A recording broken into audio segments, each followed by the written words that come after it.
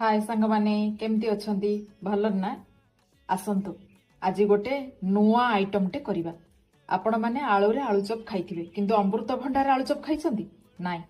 आसंतु आज अमृत भंडार आलू चप करिबा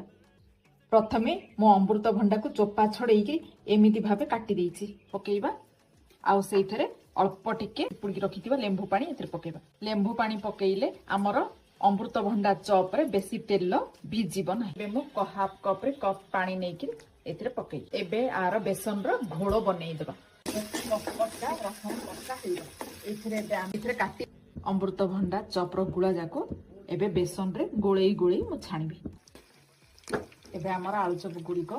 गोल्डन ब्राउन हो जाइछि जो गुड़ा हो जाइछि एबे हमें धीरे धीरे आको काटी देबा गोटे प्लेट